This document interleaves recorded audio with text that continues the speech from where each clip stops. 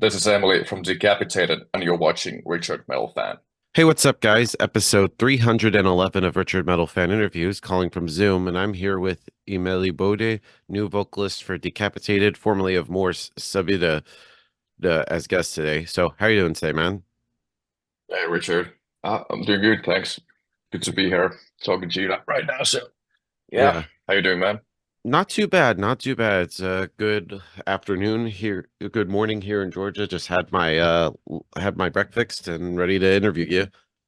Really nice. Sounds pretty decent. Oh yeah. So kind of like the format is, I want to talk about like your musical history and sort of do a rundown of your discography, but take me back to young Eemeli. So growing up in Finland, what were like the first bands that got you into metal? What made you want to be a vocalist? Vocalist. Ah, that's a hard one because I started with guitar back in the day. So I think it was in the end the Finnish bands were more like the guitar influencers, and then I got into like the classics, Amon Amarth, Children of Bodom, of course, stuff like that. So all that stuff was really melodic back in the day that I listened to. And that's the thing that got me into like doing vocals as well. But yeah, there's a lot of bands, but I would say Children of Bodom was probably the main one. I Yeah, would have to say that. yeah, Yeah, for because sure. for me, Children of Bodom were like one of my the first extreme metal bands I heard when I was a teenager. That would later get Oh me yeah. into like death metal and black metal as I got older. Yeah. Yeah, Yeah, they're so super awesome. Yeah. yeah, of course, a lot of people know you from more Sebeda, and of course now with Decapitated. Like, what was your bands even before you joined up with more Sebeda? Like, I like to hear the in depth because I don't think nobody's asked that.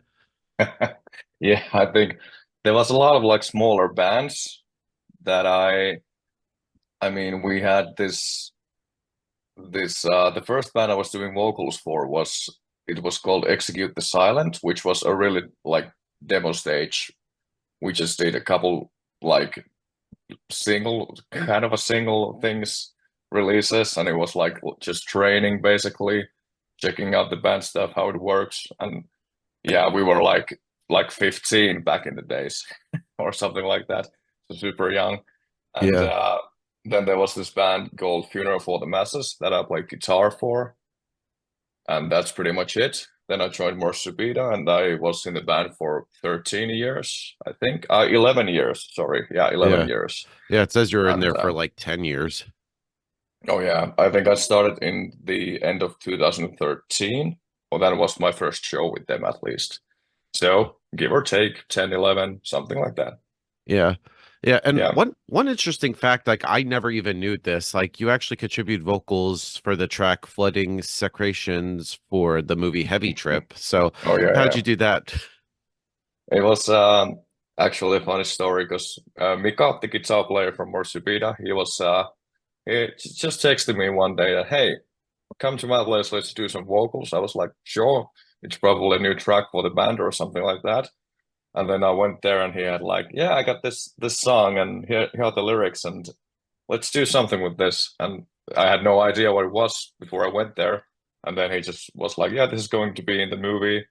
So we're just gonna do some tracks, and we recorded that one, the band track that they played in the movie, and then we played or recorded a cover of a old Finnish song as well that they used in the movie.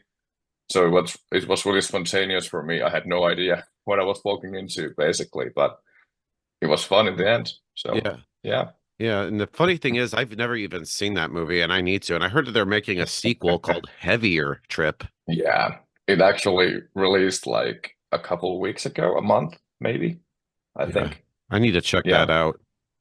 Yeah, it's great. Both are good movies for sure. Oh yeah. But talking going back into more Sepida, I'd like to talk about like your first record with the band Degeneration, which I thought was a good album. So tell me about the thought process and making that album, being that was like your first record with them. Yeah, it was actually it was super insane because I think I had like 30 day or a month, one month and a half max to prepare like all of the songs for the album. And I did all the lyrics and everything, like all the arrangements, everything like that. So we did it really fast for some reason. I can't recall why. I think there was a deadline with the album mix or something. I'm not sure.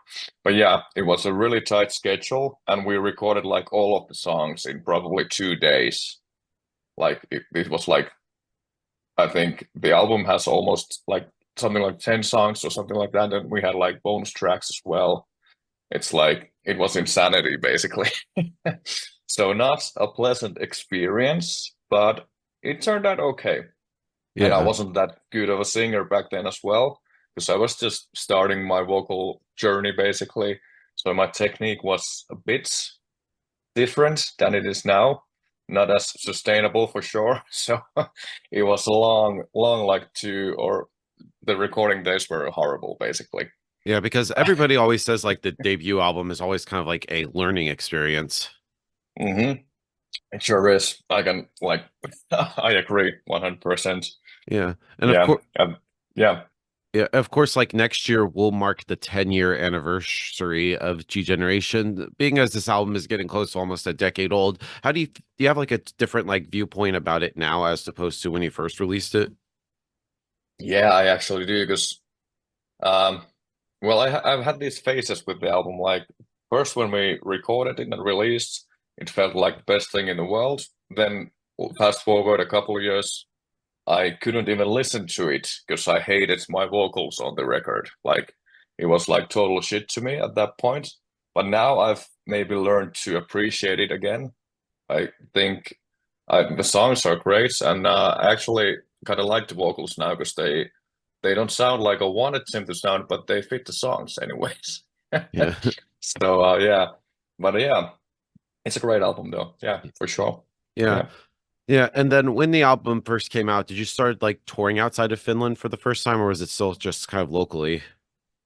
No, it was mostly in Finland. We did a few shows like in Japan and Oh, wow. like no, like Norway and stuff like little like festival trips basically. Nothing too much. It's been like locally in Finland since then. All right. Yeah. And then going into the next album, Into the Pitch Black, I thought that was a good album because usually with the debut album or your first record, you pretty much had some time to prepare. But when it came to making Into the Pitch Black, did you wanted to try to like improve upon what you did on G Generation? Oh yeah, yeah, for sure. Yeah. I mean, that's probably the first album that I like vocally I started to sound like myself, so to say, kind of like getting like hang of it's like how it's supposed to be like with the vocals I'm doing. And yeah, and the album was like musically a lot. It wasn't as technical as the previous one, Degenerate, but it was different, more mature, I think. So I think that that felt more like it was, what's the word? I don't know. Yeah, it felt better, basically. I think it was a better album for Yeah, I sure. especially love songs like As Humanity Weeps, like Dead Sun, like I God, like all these songs are just kick ass from beginning to end. Yeah, yeah, yeah, for sure. Thank you. Yeah. And of course, like your next album, Extinction Era, I thought it was a good album. So tell me about making that. Of course, it was happened like during the time of that certain virus that shall not be named. Yeah, yeah, yeah.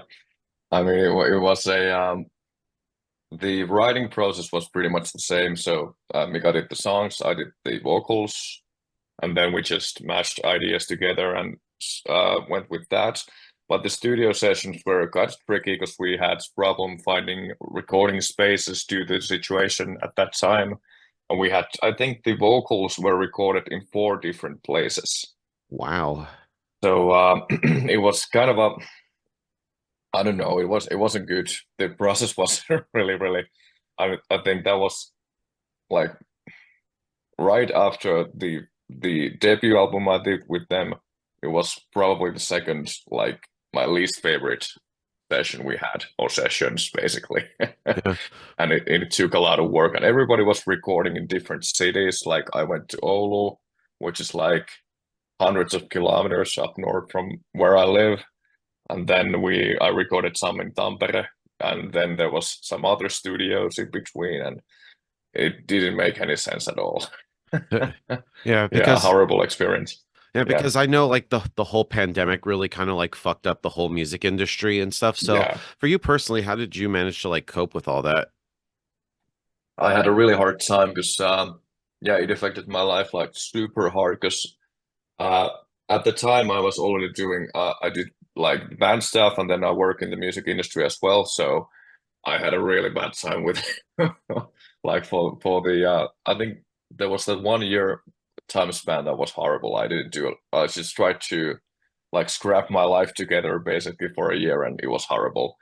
And then that's actually pretty well reflected in the lyrics of that album because it gets really dark in some of the songs. Like it's and there's some songs that I don't even want to listen to like anymore because it's just too like well not pleasant for me to listen to them basically.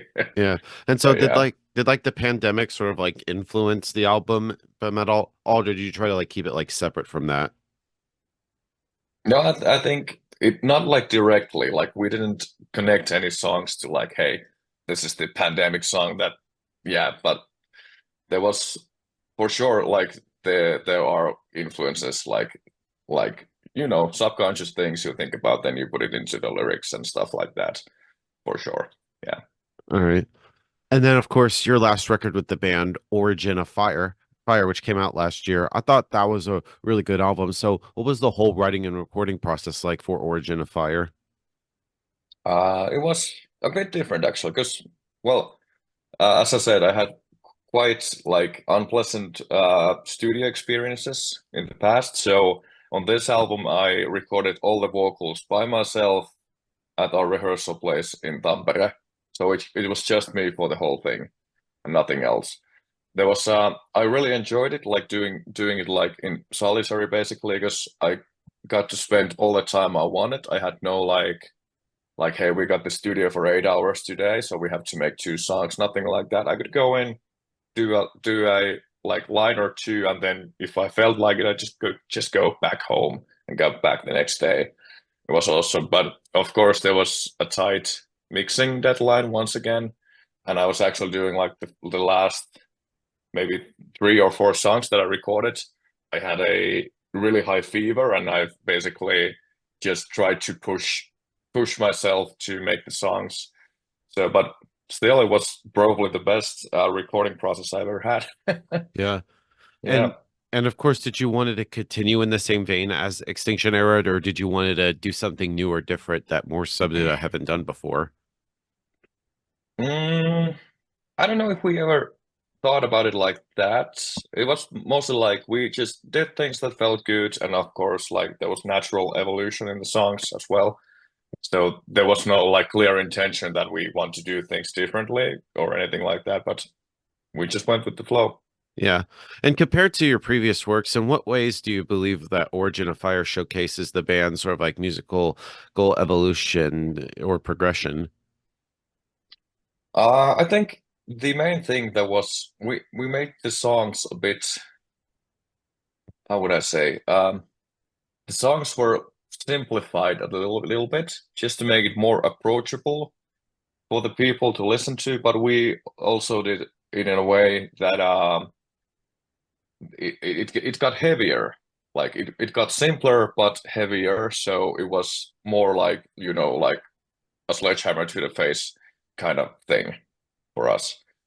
But yeah, and we of course we made the songs fit more like the live situations, so it would be more fun to play live and stuff like that. Yeah. Yeah. And you're and of course like more Sebula's music has always been very strong and intense, but sort of beyond the metal genre. Is there I feel like also there's a lot of like any like some philosophical or existential themes that kind of like have like in the lyrics. How did they sort of like contribute to sort of like the sound of more Sebula? Hmm. Yeah, I don't know. Like how for the sound. Well, it's basically I think because I got to with the lyric writing, I was basically able to write whatever I wanted. So I think that's like because when you're doing vocals, when you're singing about stuff that you care about, it will be more like authentic. you will get more feel into the vocals and the sound. So I think that plays a big part in it for sure. All right. And Yeah. that then of course you started touring for the album, and then of course like this year you left the band. So how hard was it to leave the band because you were with them for pretty much about a decade?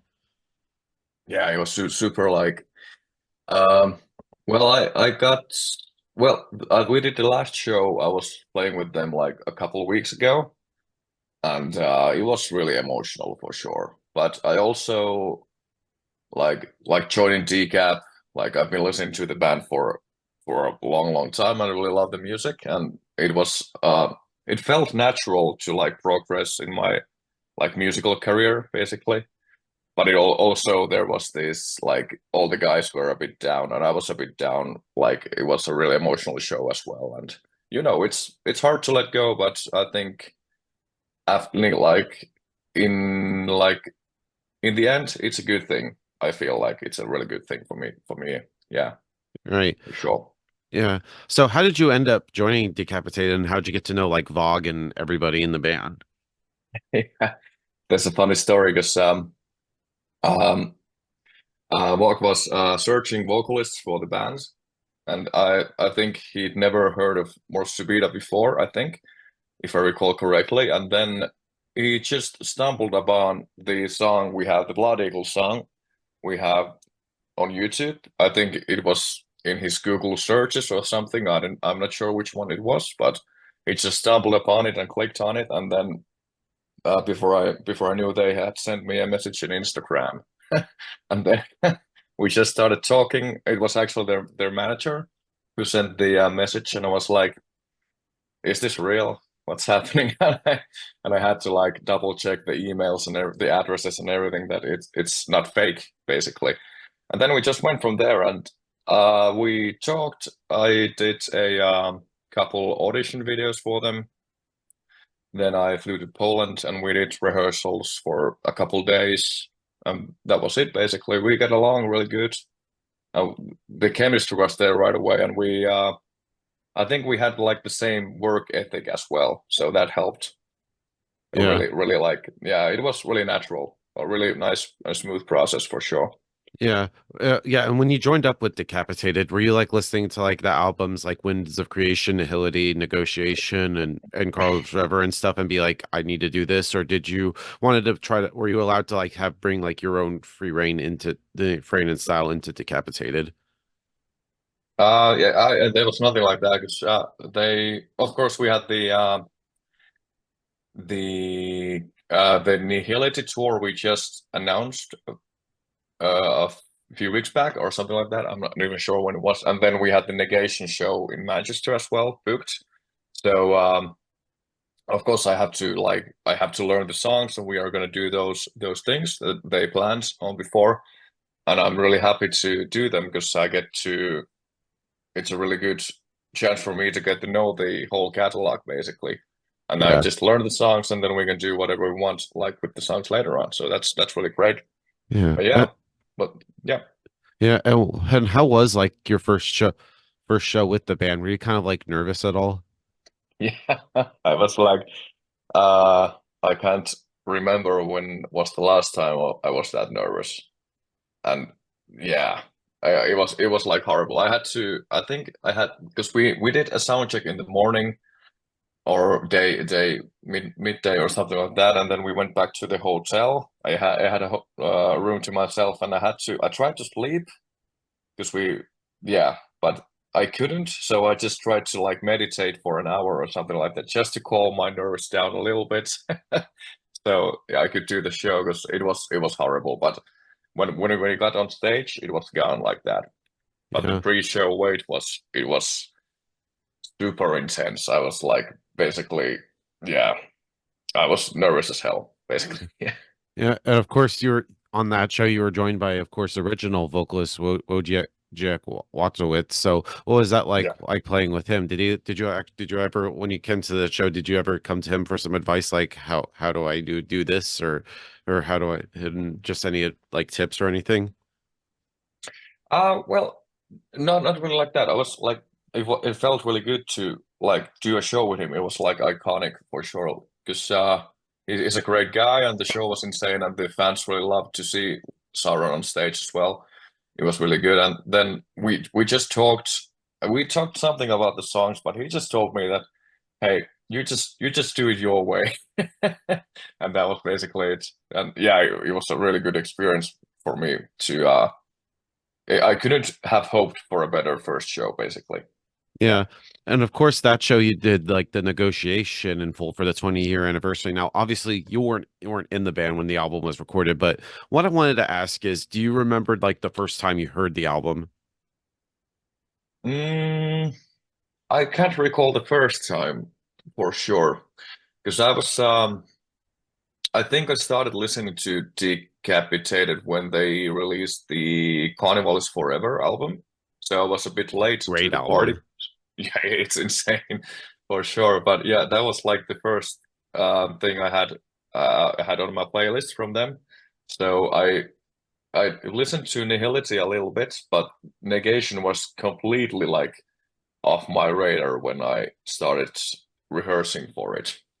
So it was basically like I've heard the songs, but I couldn't recall any of them, and it was a really yeah, well, just a new experience basically for me. Yeah. Yeah, Yeah. And of course, I've seen like live videos of that show on YouTube, and you absolutely kill it with the old songs live. thanks, man. Thanks. Yeah. And we you pretty much nailed the old songs, but I'm always curious if Decapitated is working on the next album, because I'd like to hear how you handle with new stuff. Yeah, I want to hear that too. We'll see about that in the future, but yeah, because I have no info yet, so we'll see. We'll see. Yeah.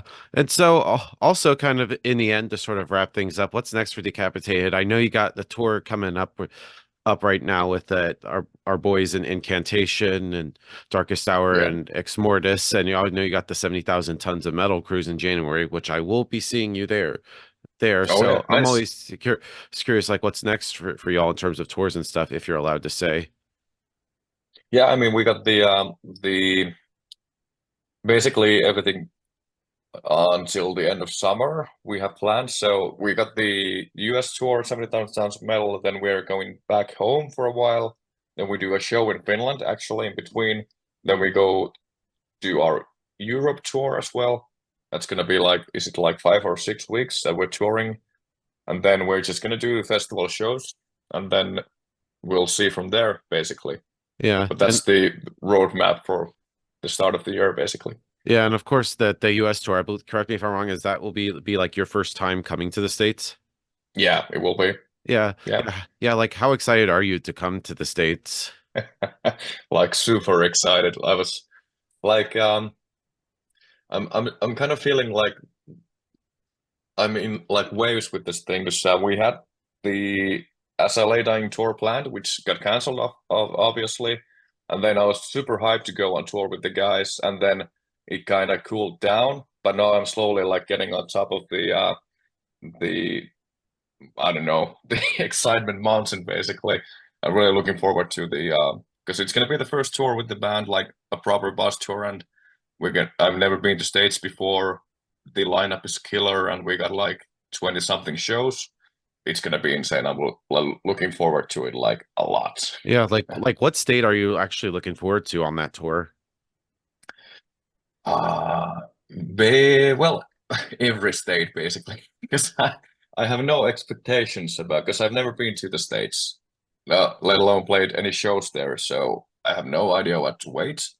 But I'm especially waiting to do like because I heard things about the New York venue we will playing. That's a great place. So I'm looking forward to that one. I'm really looking forward to the last show because it's gonna be like well, the last show experience is always super nice. And then I'm also looking forward to go to Toronto as well because I got some friends there and I hope they will come and see the show as well. But yeah, it's basically equal excitement for Yeah. every state at this point. Yeah. Yeah, because I actually live like 35 minutes north of Atlanta, Georgia. Oh, nice. There's the venue called the Masquerade because before then the Masquerade like it used to be in an old location because I know the band the Decapitated has played there before where it was like Yeah. so old like bands like would load in their shit they would have like this makeshift kind of like elevator that would like come down and the band would like load up their shit and then it would like rise All up right. to like the heaven stage because like all three stages are named after like the three stages of after the afterlife, heaven, hell, and Oh yeah. purgatory. But then, of course, Yeah. recently they had a new stage called Altar, which is a smaller kind of like bar kind of stage stuff. And they also sell food there. So if you're ever hungry, you're like, oh, okay, go get good food there. So it'd be Oh, perfectly nice. convenient. I love that. Yeah. But yeah, yeah, I'm looking forward to that. To seeing you with the band literally like the few days after the cruise, I'm gonna be seeing you in Atlanta. That's why we Yeah, see that's nice. Decapitated 3 times in a year. Oh yeah, that's Yeah, nice. because you're literally like like few days after the cruise, so it's gonna be great. So, but Hmm. anyways, thank you, man, for this conversation. It's so great to have Decapitated on the show finally. It's just any final words you want to say to the viewers that are watching this to close this out? Yeah, please come see the shows. Yeah, it's gonna be yeah super nice, and I think the shows are gonna be like insane for sure. The lineup is so sick that if I was in the States, I would come and see the shows, basically. But yeah, and thanks for having me. It was a really nice chat for sure. Yeah, yeah, anytime. Yeah. So everybody, Eemeli Bodde from Decapitated, and we'll see you next time.